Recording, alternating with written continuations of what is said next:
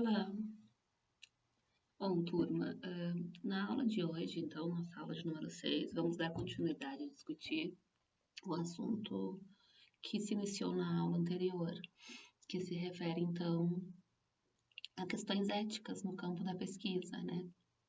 Considerando que vocês estão fazendo um trabalho acadêmico de finalização de disciplina, né, e de tempo de estágios, né, que tem essa perspectiva de trazer reflexões sobre o estágio.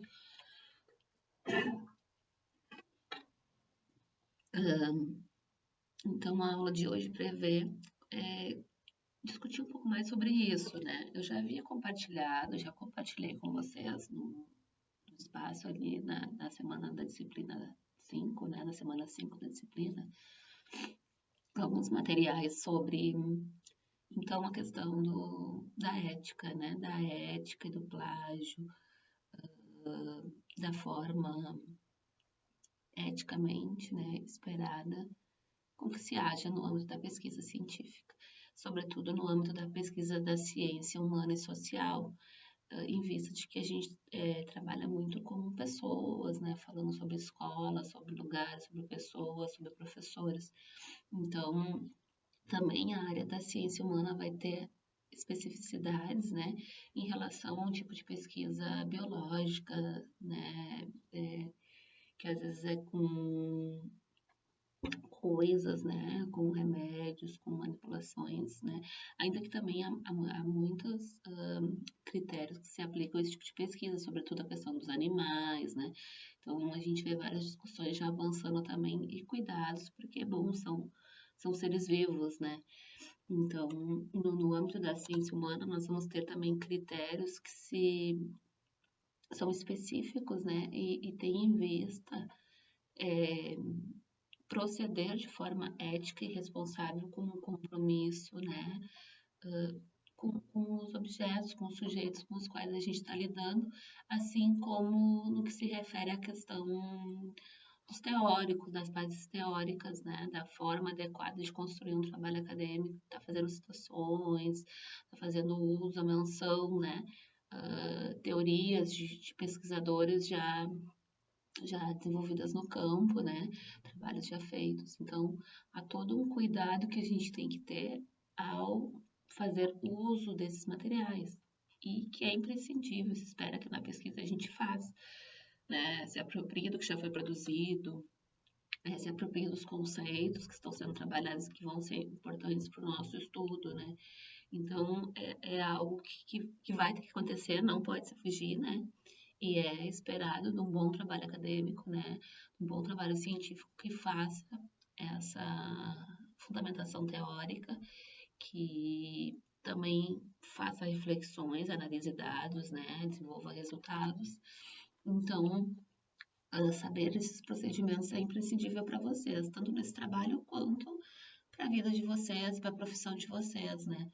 Considerando que tanto quanto se formam como professores e devem conhecer sobre ensino, também devem conhecer sobre pesquisa, né, sobre a questão da pesquisa, que também faz parte dos deveres da universidade, né?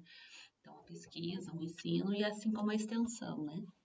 Então, considerando isso, nós vamos estar discutindo agora. São dois documentos que eu compartilhei com vocês, então nós vamos estar olhando um pouco para um primeiro, que é um documento que está intitulado Ética e Integridade na Prática Científica, né?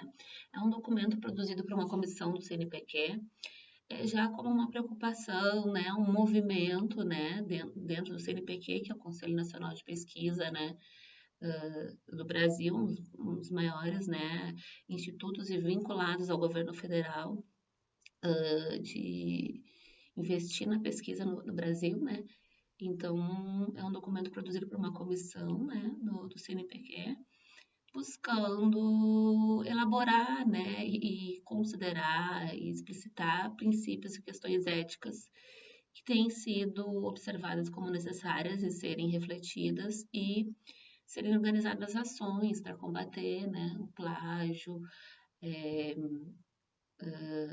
depois a gente vai conversar um pouco mais, até eles falam ali de alguns casos, justificam, né, que já houve no campo da ciência sobre a apropriação, né, intelectual, que é justamente até o que a Michelle conversou na aula 5 com vocês, né?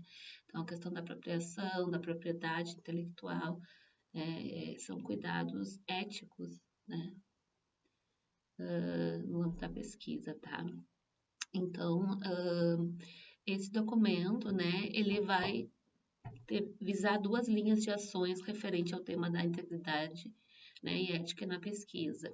Ações preventivas e educativas, ou seja, né, educar os pesquisadores de forma que eles também, né, que vocês também compreendam, né, como ter um posicionamento ético e responsável. Ações de estímulo a más condutas, inclusive de natureza punitiva, né, também prevendo punições para esses casos, porque, né, são antiéticos, são más condutas que não devem ser propagadas. Então, destacam-se no documento as excelentes propostas de produções e publicações e materiais educativos em língua portuguesa sobre tipos de fraude ou má prática na pesquisa e publicações científicas. A estes materiais deverá ser dada ampla divulgação, orientadores acadêmicos, né, entre orientadores, cientistas, estudantes. Inclusive a questão da promoção de disciplinas ou espaços, né, que busquem discutir sobre isso, tanto em nível de pós-graduação quanto de graduação. Muitas vezes as sessões ficam mais atreladas à pós-graduação, mas é importante a gente discutir isso na graduação, porque a pesquisa faz parte, né, da formação. Vocês fazem pesquisas, vocês têm feito pesquisas e estudos, né. Recomenda-se, então, ainda que o CNPq, né, a comissão que produziu o documento, né, colocando o posicionamento que assume e que vê que a posição que entende que o CNPq deve assumir como o órgão, o ente, né, responsável de pesquisa no Brasil, constitui uma comissão permanente, né, então a importância de tornar isso permanente não seriam apenas comissões que fazem estudos esporádicos ou produzem documentos, com vistas a promover tipos de ações tais que, né, coordenar ações preventivas e educativas, examinar situações que surjam, né, quanto à questão da ética, casos que demandem, né, um esforço, uma investigação, né. Caberá também a essa comissão propor à diretoria executiva desdobramentos adequados, né. Então, esse relatório tem algumas diretrizes de caráter geral, a gente vai ver mais ao final dele, que eles apresentam algumas diretrizes que eles organizam, né, com princípios e critérios a serem considerados na pesquisa. Bom, então o relatório, né, ele na introdução vai falar sobre a necessidade de boas condutas na pesquisa, né, como um motivo de muita preocupação recente da comunidade, não só no Brasil, como internacional, né. Essa má conduta não é um fenômeno recente, haja vista que há vários exemplos ao longo da história, né, até de fraude de resultados, falsificação e manipulação de resultados, falsificação, mau uso de dados, né. Então, também a questão da falsificação. O que se considera por falsificação? Caracterizada quanto manipulações introduzidas, né, que alteram o significado, manipulam resultados para eles apontarem questões que se quer que apontem, né, ou a falta de critérios e princípios, né. Então, não ter uma metodologia bem clara, explicitada, e não aplicar essa metodologia de forma que ela é esperada e que deve ser feita, né? Isso é um cuidado. Então, isso para vocês, no caso de vocês que estão fazendo reflexões, né? É importante sempre a gente ter muito cuidado quando a gente está usando fontes e referenciais com base em outros autores, para a gente se apropriar do que o autor realmente falou, porque senão, às vezes, a gente pode mudar e alterar a fala do autor, né? Então, por isso que é importante que vocês se fundamentem e subsidiem, né? Eu sempre indico assim, né? Não pegar tantos autores, né? Porque isso vai demandar o quê? Às vezes, para tu pegar e te basear numa fala, numa frase de um autor, tu tem que ler todo o material dele, tu tem que ler pelo menos todo aquele texto dele. Não pode pegar partes separadas, né? E isso também que é o problema quando a gente pega aquele Wapud, que é citado por, né? Porque o autor que a gente está lendo e pegando lá, o Freire, falando sobre o Freire, ele já fez uma citação indireta em que ele usou a ideia do Freire para subsidiar algo que ele está falando ali.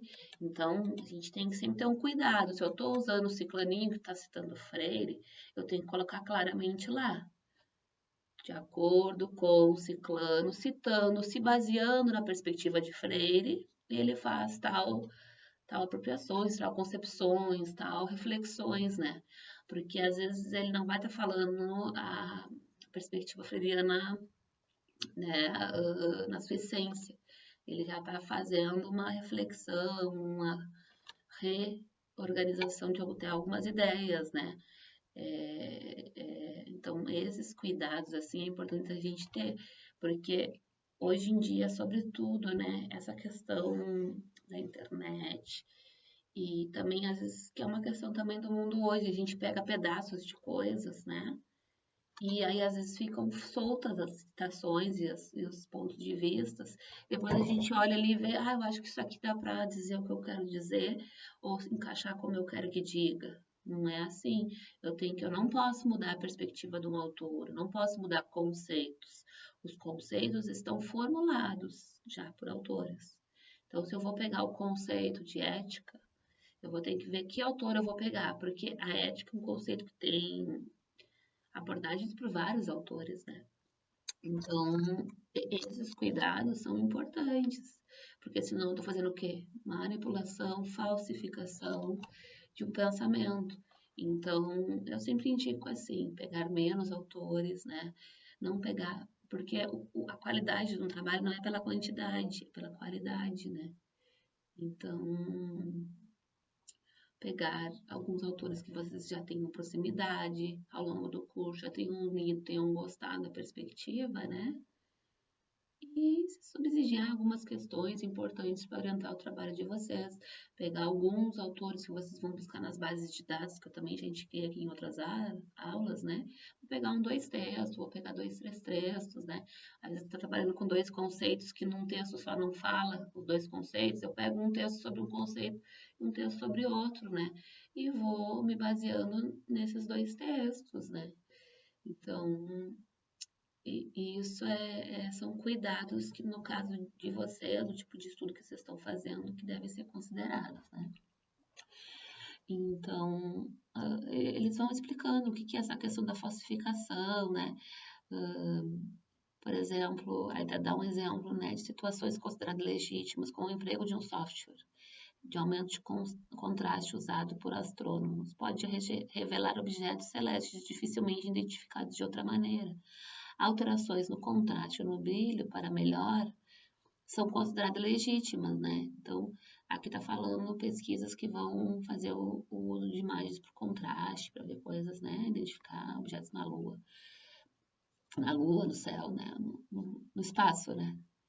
Então, há coisas que são legítimas, mas há coisas que podem ser usadas para manipular os dados. E mesmo aqui, né, quando então eles mudam os graus, as formas das lentes para ver como melhor observa mais longe, né? Tudo isso faz parte da metodologia e tudo isso deve ser descrito, né? Então, todo esse processo, ele é esperado que vá na metodologia. A gente ainda vai falar em outras aulas sobre a metodologia. Então, na metodologia, não é só dizer que a pesquisa é qualitativa, que eu vou fazer uma análise. Não, eu tenho que dizer, bom, como é que eu fiz a escolha dos autores da fundamentação? Eu fui no Cielo, escolhi textos, eu botei o escritor que eu queria trabalhar sobre violência, né?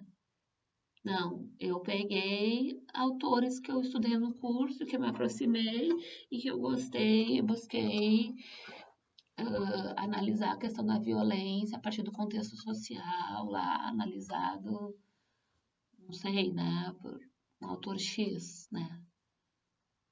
Então, isso aí são definições metodológicas e clarezas metodológicas que situam o leitor que tu não fez de qualquer jeito, que tu teve um processo sério, um processo que tu escolheu, né? O processo que tu seguiu, ou seja um processo que eu segui a partir dos conceitos chaves que eu fui buscar, seja a partir de autores que eu me apropriei, que eu gosto, que eu acho que vão ir na linha do que eu quero discutir, que eu já conheço um pouco da perspectiva deles, né? Então, Isso tudo a gente tem que deixar claro. E assim também as minhas análises. As minhas análises eu vou me basear, né, análise do resultado do trabalho, em autores ou em categorias criadas a partir dos textos que eu busquei na fundamentação, tá? Escolhi duas, três categorias analíticas. Vou falar sobre a violência na escola, eu vou falar sobre a violência socialmente como reflete na escola, tá? São categorias que eu escolhi e vou estar explicando para o leitor o processo que eu desenvolvi metodologicamente, né? Então, isso é importante também, né? Então, as consequências de falsificação, de plágio, né, podem favorecer indevidamente seus autores, né, para conseguirem vantagens, para obterem resultados, para realizar um trabalho, né, e ser bem avaliado no curso, né, no caso de vocês, nesse caso. Então, é uma crescente influência desse processo no autoplágio, né? O que é o autoplágio? É a replicação de plágio, né? E o autor se autoplagiar e buscar publicar infinitamente para ter mais artigos publicados, porque isso, seja para currículo, seja para concurso, seja para seleções, muitas vezes é, é, é avaliado, né? Então, quanto mais quantidade se tem, mais melhor as pessoas conseguem ir em currículos, em participação, muitas vezes em concurso até. Então, a comissão sugere algumas linhas de ações para prevenir, né, esse tipo de posicionamento. Ações preventivas, né, educativas, e ações de estímulo a más condutas, inclusive com punições. Então, vai explicando, né, e aí, mais para o final já, né, vocês depois podem ir lendo com calma, estudando isso com calma, né, refletindo e se apropriando dessa documentação, né, as definições, né.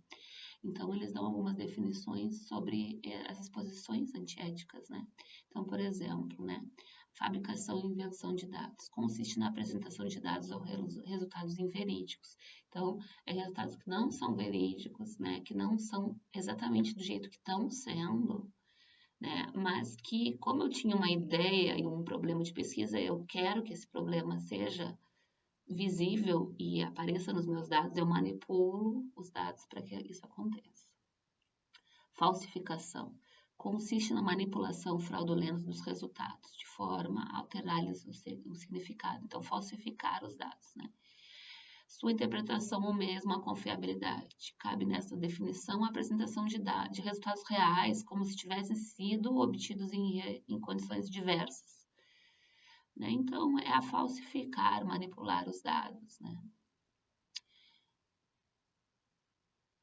Plágio consiste na apresentação como se fosse de sua autoria. Né? Então, é um caso também aí que a gente vê muito e no âmbito do trabalho científico, na nossa área da ciência humana e social, são muitas vezes partes escritas, né? Por mais que tudo que a gente fala, a gente lê em algum lugar, mas há conceitos, há coisas chaves que a gente usa e fala que são de autores. E aí tem pessoas que vão ler e vão dizer, isso aqui, esse clã não está sendo citado. Claro que às vezes a pessoa não conhece, mas muitas vezes conhece a perspectiva do Freire, a perspectiva da Marina Chauí, Silvio Galo e outros aí da filosofia que são clássicos, né? Aristóteles, Platão, enfim, né? Então, os conceitos, essa questão do plágio é um cuidado importante. E isso também expressa que o autor reconhece, né, as pessoas do campo que ele está falando. Então, tal pensamento ali sobre educação bancária, educação de transmissão, né? Uma educação baseada na transmissão. É perspectiva freiriana, né? Clássico freiriano, perspectiva clássica do Freire. Então, quando a gente lê, a gente já diz, tá conhecendo o campo, não tá se apropriando e fazendo um uso, né, desqualificado de perspectivas e falas do campo, né? Então, essa questão do plágio é um cuidado muito grande, até porque no outro material que a gente vai ver ali um pouco, que vocês vão poder depois olhar mais aprofundadamente por vocês, é crime o plágio, né? Tu pegar e te apropriar de coisas de outras pessoas sem mencionar é crime, né? Então, por isso que a gente tem que ter um cuidado quando a gente pega, fala, citações, ideias, a gente sempre está escrevendo do lado. Já quando a gente anota e faz essas anotações, né, que às vezes a gente já vai anotando, só que daí a gente não faz o registro de quem é aquela citação, de quem é a fonte, né? Então, às vezes é melhor, sobretudo no campo que vocês estão, que é da graduação, que a gente coloque bastante autores e fontes ali, mesmo que o texto às vezes parece que fique muito carregado de citação de autor, porque vocês ainda, alguns não estão apropriados, né, de conceitos e ideias que vocês mesmos depois leiam a frase e verifiquem, aqui é o ciclano, aqui é o beltrano, né? Então, esse cuidado prévio já, né, em selecionar materiais e ir botando do lado, né, a fonte, né, o autor, o ano, e já ir fazendo esse registro junto com as referências, isso é importante para vocês não perderem material. E depois o que acaba acontecendo, se o texto é revisado e verificado que está com muito plágio, ideias sem serem citadas, ou punindo, pode até, né, então reprovar numa disciplina, reprovar numa avaliação, ou tem que refazer o trabalho, né? Então, o refazer depois dá mais trabalho, né? Então, esses cuidados é importante vocês já estarem tomando previamente, né? E o autoplágio consiste na apresentação total ou parcial de textos já publicados pelo autor sem devida citação, né? Então, às vezes a gente acha, porque eu produzi, eu não preciso me citar. Não, mas eu já produzi, publiquei um outro trabalho. Eu pego e cito. Eu já fiz um outro trabalho de TCC e eu quero mencionar ideias que eu desenvolvi lá. Esse trabalho está publicado, já foi publicado numa revista, num livro, não sei, no site da universidade. Eu me cito. Em outro trabalho que eu já desenvolvi essas ideias, agora eu busco aprofundar. Porque senão é autoplágio também, né? Bom, e aí aqui umas diretrizes, que também é uma coisa muito legal, que são aí umas diretrizes que eles apresentam para orientar uma posição, uma posição. Então, pessoal, aí no final do documento é apresentado um material que são diretrizes, né? E aí eu vou pedir que vocês leiam com cuidado essas diretrizes por conta do horário já, né? Da nossa aula já está se finalizando. Então, são 11 diretrizes apresentadas para orientar esse cuidado, né, de integridade ética na pesquisa, tá? E também o documento que é do plágio. Então, que vocês leiam ali, é uma cartilha produzida, né, e que fala como evitar o plágio, o que é plágio, o que não é plágio, esses cuidados. Ainda que a gente esteja falando sobre essas discussões, tem muitas pessoas que às vezes ficam com medo de cometer plágio, né? Não tenham medo, mas tenham cuidado, se resguardem. Ou seja, procedimentos para se resguardar do plágio. Anotar, fichar quando estiver pegando materiais, os autores, a fonte, se apropriar de como se faz a citação adequadamente, indiretas, citações indiretas, como eu nomeio a fonte de um autor no texto. Porque já vendo alguns trabalhos de vocês, eu identifico que tem pessoas que ainda têm uma dificuldade de fazer essa devida e adequada forma de uso das normas acadêmicas, tá? Então, na aula que vem, a gente vai falar um pouco sobre essa questão de citações, nomeações, né, de autores ao longo do texto, porque eu identifiquei alguns trabalhos de vocês, pessoas colocando um grupo de referências ao final, ali no trabalho, as referências que não aparecem no texto, e isso não deve acontecer. Então, toda vez que no texto eu me baseei em um estudo, uma perspectiva, tirei partes, ideias de uma obra, tem que aparecer isso claramente no texto. Ou seja, para falar sobre ética aqui, que eu estou, né, justificando meu trabalho lá na importância de trabalhar a ética com os alunos. Me baseei nas ideias, nas leituras, né, que eu me apropriei na disciplina, em uma disciplina do curso, que são discussões de éticas em Aristóteles, né? Tem que citar o Aristóteles, abrir parênteses e botar a obra do Aristóteles, porque tem várias obras, então, exatamente a obra que aparecer no texto, que eu tô dizendo que eu vou me basear no Aristóteles, eu tenho que botar na referência. Não coloquem nas referências fontes que não apareçam claramente no texto de vocês, tá? Porque senão o leitor vai ver e olha, Ih, tá se colocando um monte de referência que não aparece no texto. Então, ele esqueceu. Ele tá copiando coisas, colocando no texto sem fonte, e isso é plágio. Isso é uma postura antiética, né? Então, esses cuidados são importantes. Não se esqueçam, existem os tutores, também a gente está disponível, os professores, tem a Camila também que nos ajuda muito, né? A gente pode estar clareando essas questões, tá?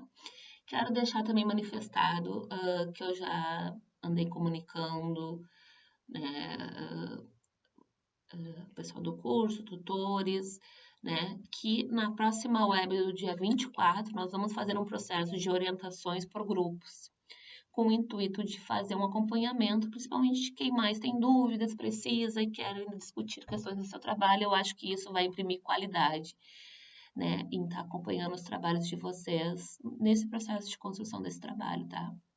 Então, fiquem atentos aos horários, busquem participar, porque é o horário disponível pelo curso, o horário que a gente tem organizado. Eu já deixei um horário um pouco mais alargado naquele dia do que geralmente é o previsto, que é 1 hora de web, né? Então, vai ser um pouco mais, para dar um pouco mais de qualidade e tempo para cada grupo, né? Já compartilhei esse material com vocês, só vou verificar se eu já deixei disponível, mas já podem ir se organizando. Caso alguém não consiga participar, queira deixar dúvidas com os tutores ou mandar, eu sempre respondo na medida do possível, tá? E também é, podem, é, maiores dúvidas, alguma questão mais específica, não hesitem em mandar e não tenham medo. E não tenham medo de colocar as coisas no trabalho também, porque a gente está em processo de construção. Então, se a gente tem acesso, a gente pode revisar e mandar para vocês. O também complicado às vezes é quando a pessoa deixa tudo lá para o final.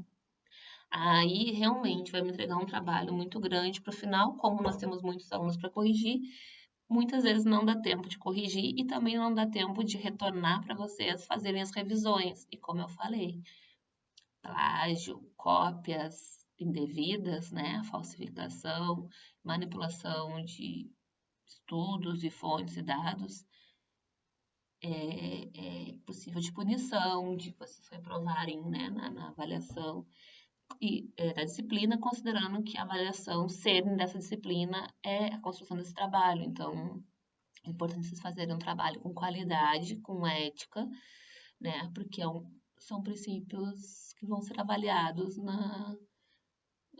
aqui na disciplina do curso, né?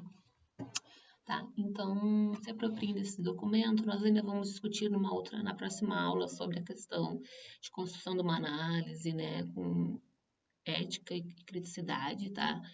E em outras aulas ainda vamos estar discutindo outras questões sobre a construção de trabalhos acadêmicos, tá bom? E é isso, então até a próxima, gente.